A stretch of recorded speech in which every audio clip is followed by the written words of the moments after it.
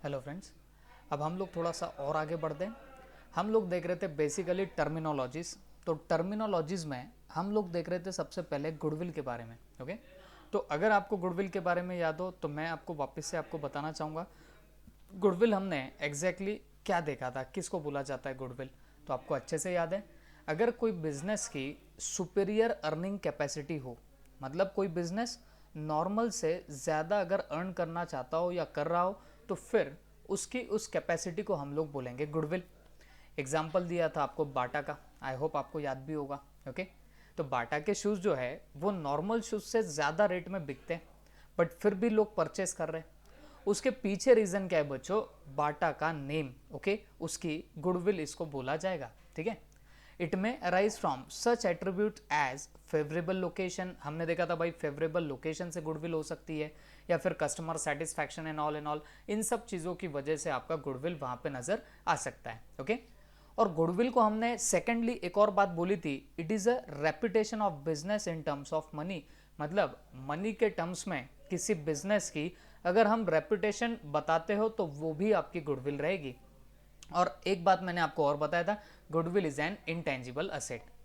बेटा असेट का मतलब आपको अच्छे से पता ही है, असेट का मतलब होता है प्रॉपर्टी। और इनटेंजिबल असेट का क्या मीनिंग होने वाला है बताना?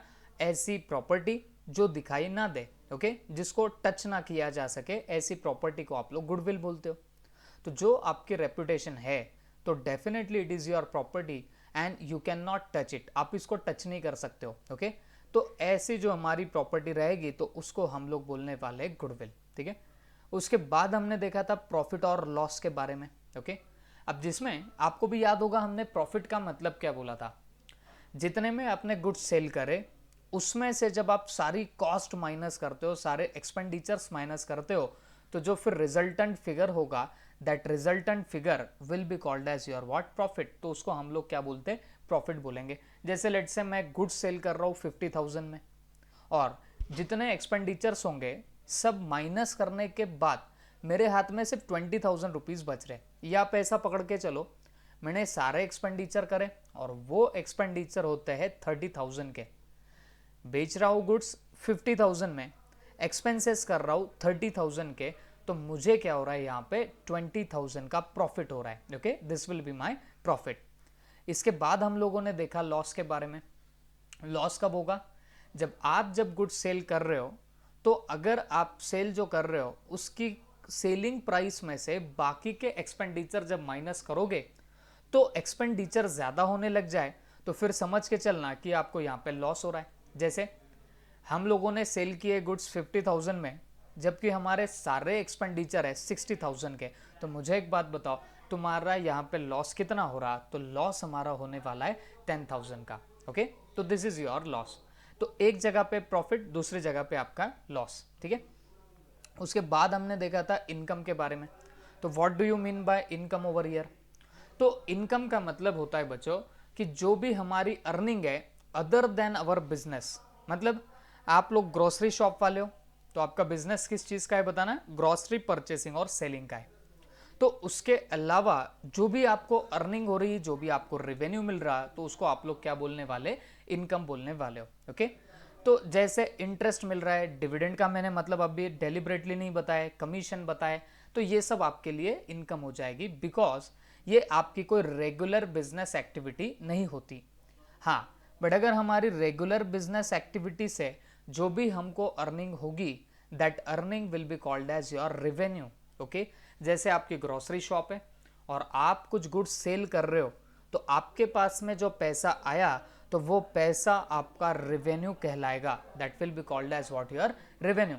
आप बड़े हो गए, चार्टर्ड अकाउंटेंट बन गए, क्लाइंट्स आ रहे आपके पास में, आप क्लाइंट्स का काम कर रहे हो, तो पैसे आपको मिल रहे, तो मुझे एक बात बताना, वो आपका क्या माना जाएगा? आपका रेवेन्यू माना जाएगा। ओके, तो this is all about this terminologies, ये हम लोगों ने यहाँ पे स्टडी कर रखी थी। ओके, अब ये सब हमने रिवाइज कर लिया। इसके पहले की टर्मिनोलॉजीज भी डेफिनेटली आपको याद होगी, आप लोगों ने उस पर टेस्ट भी दे रखी थी।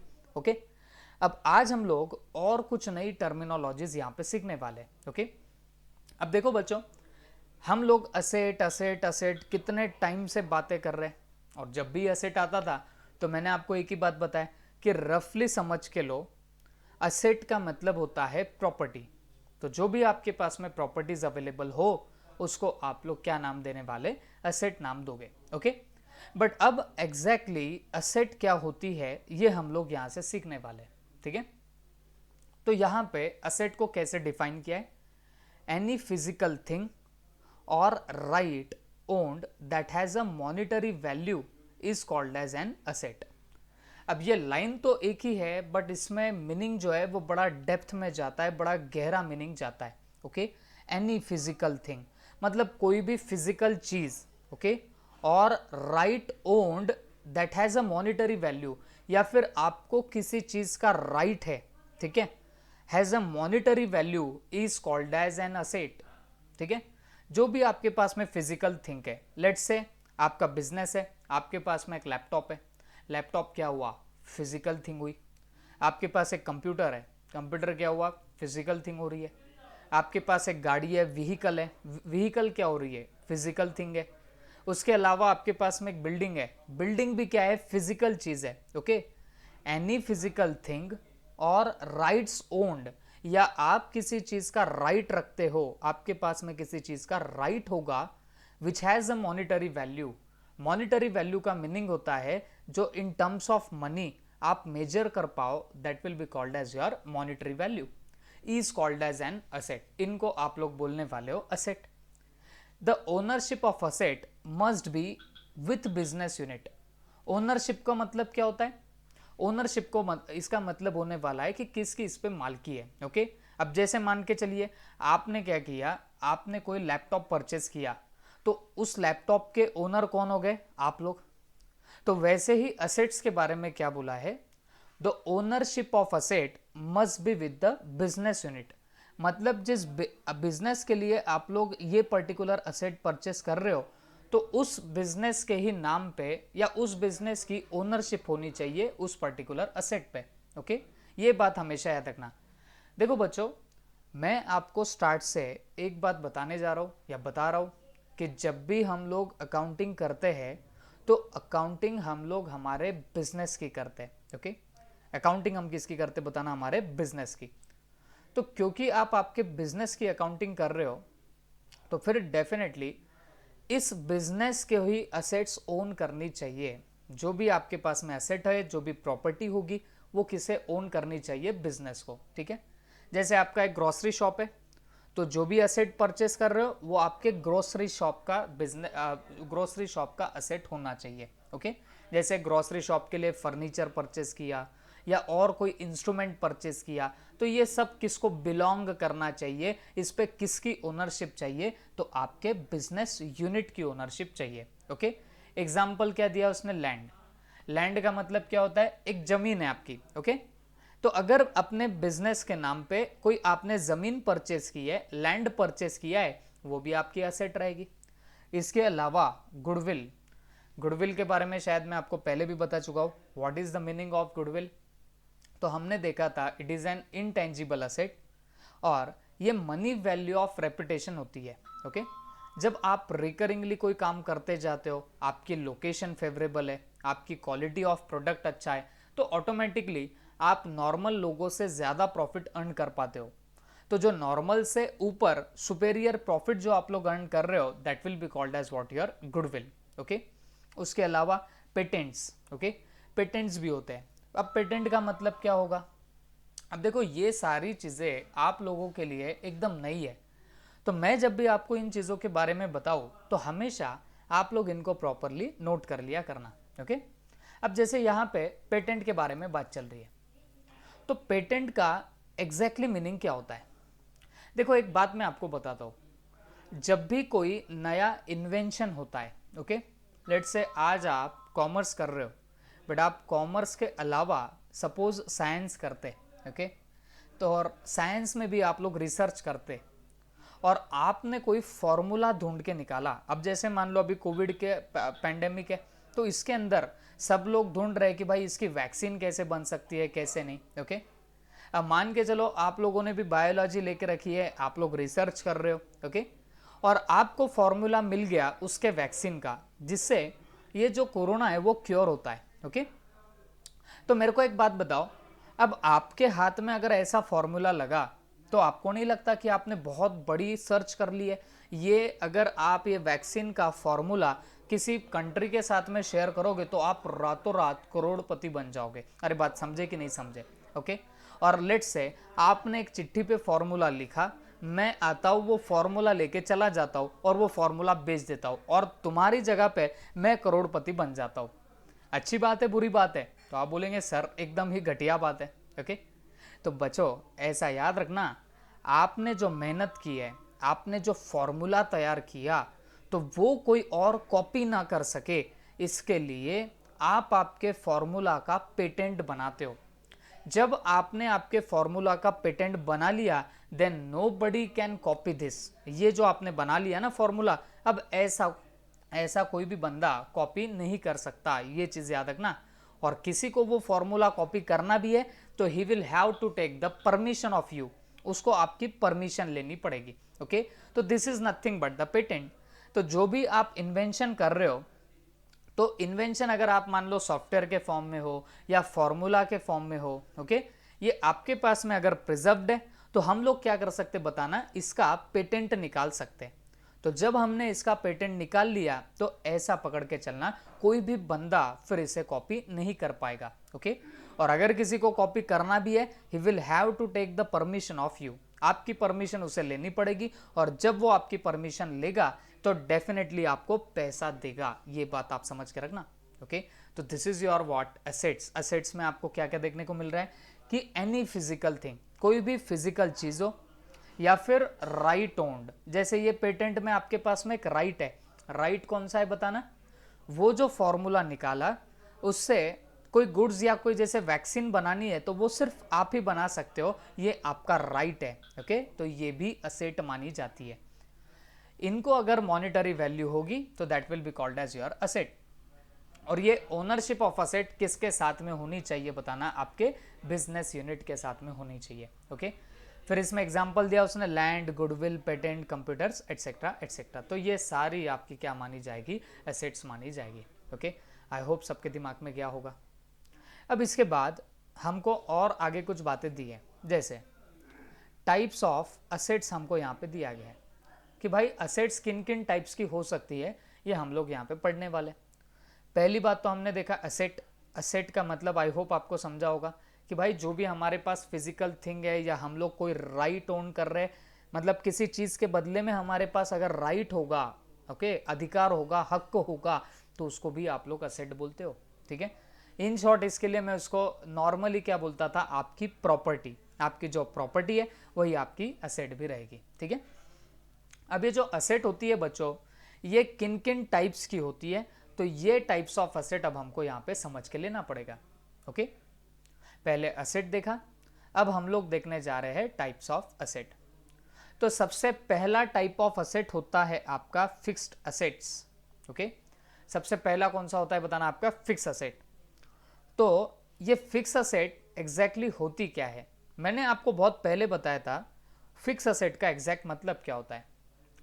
ऐसी प्रॉपर्टी जिसका बेनिफिट आपको लॉन्ग टर्म तक मिलेगा, that will be called as your fix asset. याद करते चलो, मैंने आपको बताया भी था फिक्स असेट के बारे में। ऐसी प्रॉपर्टी जिसका बेनिफिट आपको लॉन्ग टर्म तक मिलेगा, ऐसा पकड़ के चलो 1 ईयर से ज्यादा का मिलेगा, उसको हम लोग बोलने वाले फिक्स असेट। ओके। तो हमेशा याद रखो, the asset which give long term benefit, this is to be highlighted. Okay. The assets which give long term benefit to the business are called as fix asset. इनको हम लोग हमेशा क्या बोलने वाले? फिक्स असेट बोलेंगे। अब एग्जांपल देने तो क्या बोलूंगा? Land and building. मुझे एक बात बताना बच्चों, लैंड एंड बिल्डिंग का कोई 1 ईयर तक आपको बेनिफिट मिलेगा या लॉन्ग टर्म तक बेनिफिट मिलता है? तो आप बोलेंगे सर लॉन्ग टर्म तक बेनिफिट मिलेगा। ओके। तो बच्चों एक बार हम लोग रिवाइज करते हैं। हम लोगों ने देखा एसेट। एसेट का मतलब क्या होता है? एनी फिजिकल थिंग, जो भी फिजिकल थिंग होगी उसको आप लोग असेट बोलोगे। या फिर आपको किसी चीज का राइट आपके पास में होगा, that will also be called as your what? Asset. ठीक है। और ये भी याद रखना, ये ऐसे फिजिकल थिंग, ऐसा राइट जिसके लिए आप या जिसको कोई मॉनिटरी वैल्यू होगी, that will be called as your what? Asset. Okay. अब इसके बाद हम लोगों ने देखा टाइप्स ऑफ असेट। तो टाइप्स ऑफ असेट में हमने पहला देख लिया फिक्स असेट, जिसको और दूसरा नाम क्या दिया जाता है बताना, नॉन करंट असेट। ओके, तो ये फिक्स असेट या नॉन करंट असेट किसे बोला जाएगा, तो ऐसी असेट जिसका बेनिफिट आपको लॉन्ग टर्म तक मिलेगा उसको बोला जाएगा आपकी फिक्स असेट। ओके, जैसे हमारी लैंड एंड बिल्डिंग होती है, प्लांट एंड मशीनरी है। ओके, लैंड बोले तो कोई ज़मीन है, बिल्डिंग का मतलब क्या होता है आपको समझता ही है। प्लांट एंड मशीनरी नॉर्मली जो आपके फैक्ट्रीज होते हैं, तो फैक्ट्रीज के अंदर मशीनरीज होते हैं। Okay, those machineries will be called as your what, plant and machinery. ठीक है, तो ये जो मशीनरी हो गई या फिर गुडविल जो हो गई, ये सारी तुम्हारी फिक्स असेट है। इन शॉर्ट ये सब आइटम ऐसे हैं जो बेनिफिट आपको लॉन्ग टाइम तक देंगे। लैंड बहुत सालों तक आपको बेनिफिट देगा, बिल्डिंग काफ़ी सालों तक आपको बेनिफिट देगी, प्लांट एंड मशीनरी बहुत दिनों तक बेनिफिट देगी, गुडविल बहुत दिनों तक बेनिफिट देगी। तो इन शॉर्ट जो असेट आपको, जो प्रॉपर्टी आपको एक लॉन्ग टर्म तक बेनिफिट देगी, those asset will be called as your fix asset. Okay, और दिस असेट में भी टेंजिबल और इनटेंजिबल असेट। तो मतलब आपकी जो भी असेट्स होती है, तो ये असेट टेंजिबल भी हो सकती या फिर इनटेंजिबल भी हो सकती। ओके, तो टेंजिबल असेट किसको बोला जाएगा, जो असेट को टच किया जा सकता।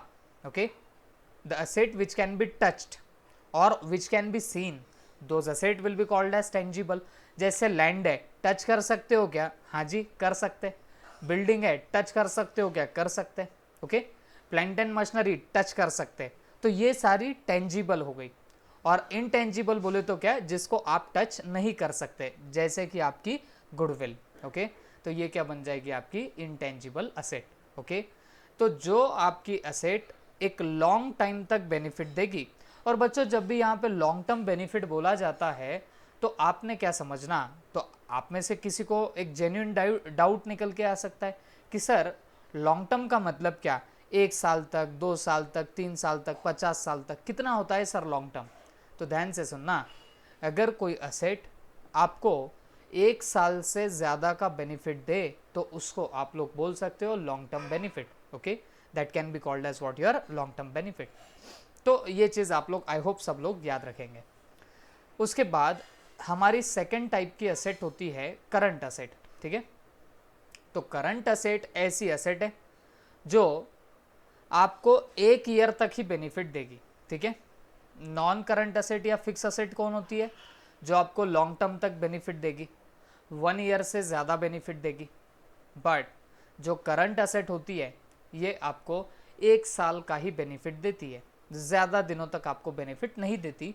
तो उस असेट को आप लोग क्या बोलने वाले हो, करंट असेट बोलोगे। Okay, asset which are held in the business for operating year.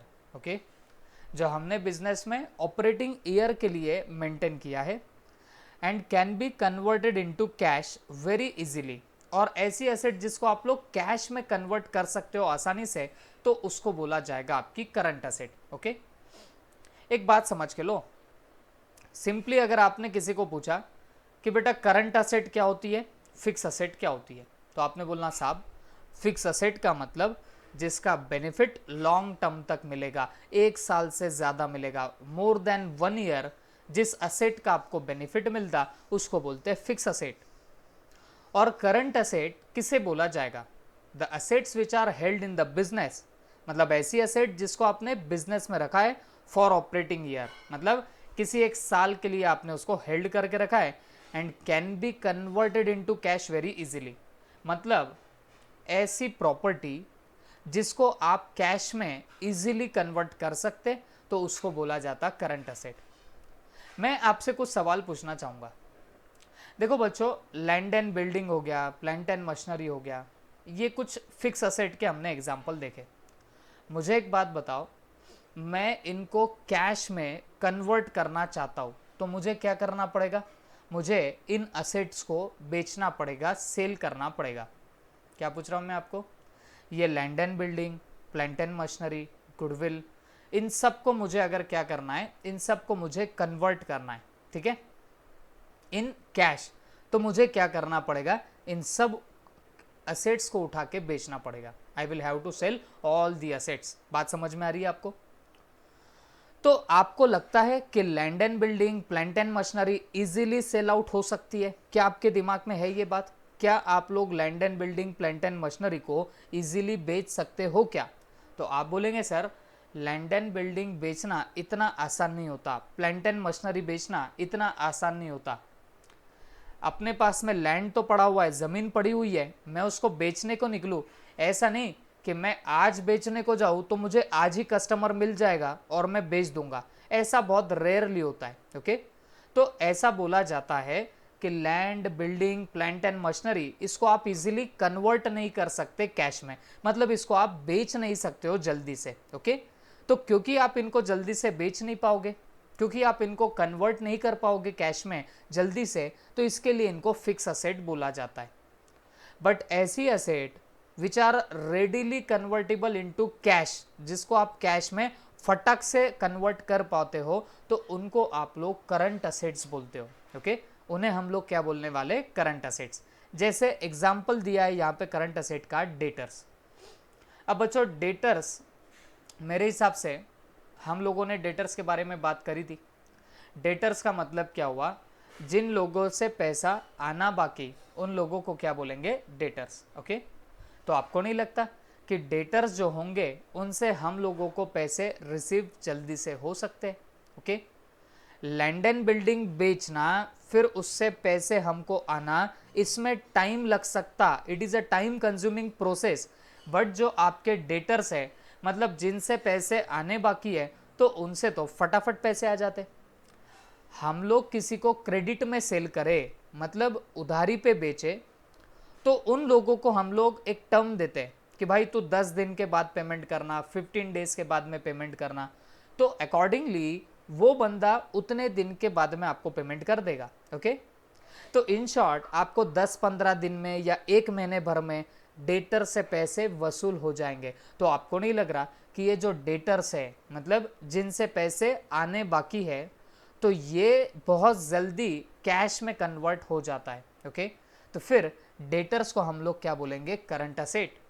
Debtors भी हमारे असेट होते हैं, डेटर्स भी हमारी प्रॉपर्टी है। ओके, मुझे जिन जिन लोगों से पैसा आना बाकी है वो सारे मेरे डेटर्स है, और सारे डेटर्स मेरे असेट भी है, मेरी प्रॉपर्टी भी है। बट कौन सी असेट है बताना? करंट असेट है। Is that clear?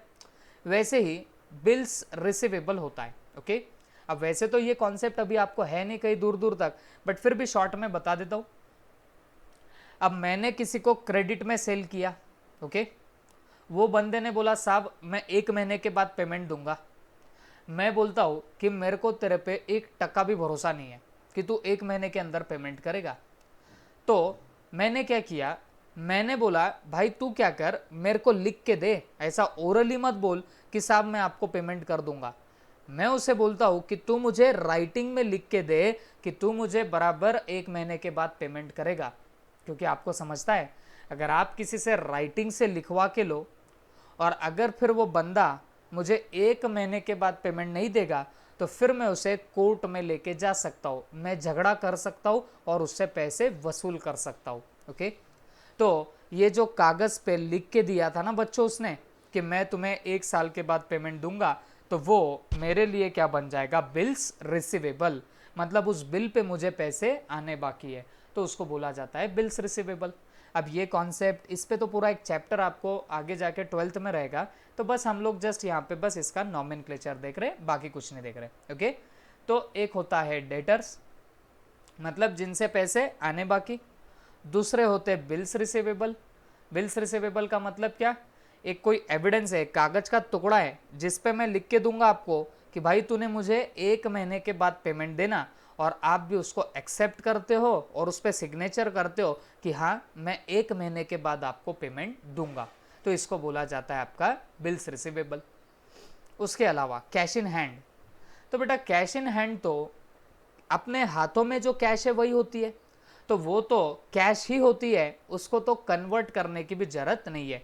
तो ये कैश भी असेट है, बट कौन सी असेट है बताना? करंट असेट है। ओके, तो देखो करंट असेट के क्या क्या एग्जांपल देख रहे हो? डेटर्स, मतलब जिन लोगों से पैसे आने बाकी, वो तुम्हारी करंट असेट है। उसके अलावा बिल्स रिसीवेबल, ओके, मतलब जिन जिन लोगों से हमें पैसा आना बाकी है हम लोगों ने राइटिंग में उनसे लिखवा के लिया कि भाई तुम मुझे पैसा देना, तो वो भी आपकी करंट असेट होगी। उसके अलावा कैश इन हैंड, मतलब हमारे हाथों में जो कैश है वो तो ऑलरेडी कैश ही है, तो उसको क्या कन्वर्ट करने की ज़रूरत, तो वो भी हमारी करंट असेट है। उसके अलावा कैश एट बैंक, मतलब बैंक में जो हमारा पैसा पड़ा हुआ है वो भी हमारी असेट है। क्या मैं बैंक में पड़े हुए पैसे को कन्वर्ट कर सकता हूँ कैश में? जवाब है हाँ। मैं जब चाहूँ तब बैंक से पैसा निकाल लूँगा तो वो कैश में कन्वर्ट हो जाएगा। तो आपको एक बात समझ रही होगी, जिन जिन चीज़ों को मैं इजीली कैश में कन्वर्ट कर सकता उसको मैं नाम दे रहा हूँ करंट असेट। और फिक्स असेट कौन सी थी बच्चों? जिनको हम जल्दी से कैश में कन्वर्ट नहीं कर सकते, जैसे लैंड, गुडविल या पेटेंट या फिर बिल्डिंग। इनको हम कन्वर्ट तो कर सकते हैं बट उसके लिए इन्हें बेचना पड़ेगा, और इन्हें बेचना जरा मुश्किल जाता है। इतना आसानी से ये बिकते हैं क्या बताना? नहीं बिकते। तो इसके लिए इसको कन्वर्ट करना मुश्किल है और that's why they are called as fix asset. But जो असेट इजीली कन्वर्ट हो जाएगी उनको हम लोग करंट असेट बोलेंगे। और एग्जांपल क्या देखें? Debtors, bills receivable, cash in hand, cash at bank, ये सारे हमारे क्या बनने वाले बताना? करंट असेट बनेंगे। They are all what your current asset. उसके अलावा स्टॉक, बेटा स्टॉक क्या होता है? हमारे पास जो गुड्स पड़े हुए हैं उनको बोलने का स्टॉक। जैसे आप ग्रोसरी वाले हो, ओके, तो आपने 2 लाख का गुड्स परचेस किए, ग्रोसरी आइटम परचेस किए, और 1 लाख के आइटम आपने बेच दिए, तो फिर भी आपके पास 1 लाख का ग्रोसरी पड़ा हुआ है।